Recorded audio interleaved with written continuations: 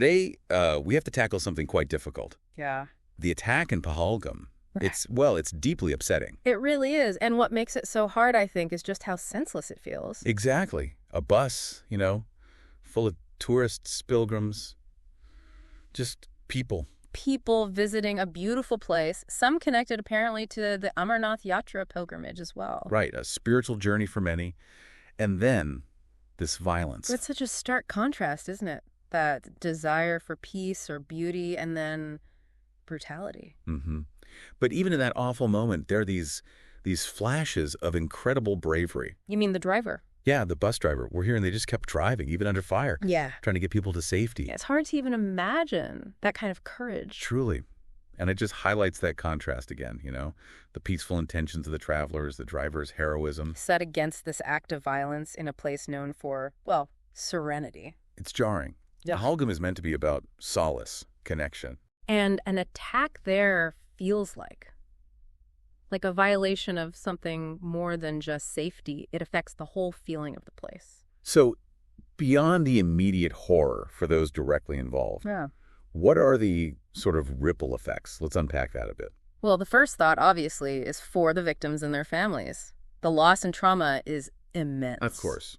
Absolutely devastating. But then you have the wider community. Think about Pahalgam's economy. It relies heavily on tourism. Yeah, guides, shop owners, hotels, drivers. Exactly. An event like this creates fear, uncertainty. It can really hurt livelihoods. So a place known for beauty suddenly gets associated with danger? Mm-hmm. And that perception can linger, deterring visitors. It destabilizes things for, the local people just trying to make a living. That makes total sense. The impact goes way beyond the initial act. Far beyond. It touches the whole fabric of that community. And then there's the information side of things. Yeah. In the aftermath, social media just explodes. It does. And that's where we all need to be, careful. Because alongside genuine news, you get rumors, misinformation, stuff that isn't verified. Right. And that can just stir things up even more. Precisely. It can inflame tensions, cause more distress. It's really vital to stick to credible news sources and just resist sharing things you aren't sure about. So a responsibility for all of us in how we consume and share information during these times. Definitely. What's really needed is, unity. Calm. Remembering our shared humanity. Yeah. Our thoughts, obviously, are with everyone affected.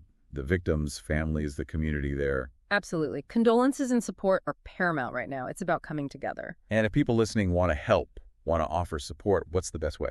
Often the most effective way is to look for established, reputable relief organizations. Okay.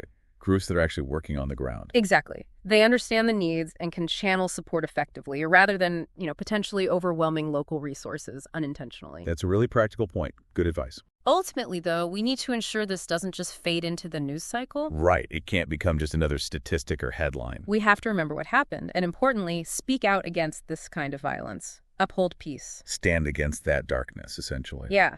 And that brings up a question, maybe for you listening. It's one thing to offer sympathy, which is important, of course. Mm-hmm. But maybe think about this. How can we, in our own lives, our own communities, actively build resilience? How do we foster a culture that pushes back against violence and division? So turning grief and anger into something constructive. Perhaps. Using the memory of events like this not just to mourn, but to strengthen our own commitment to peace. Something to think about.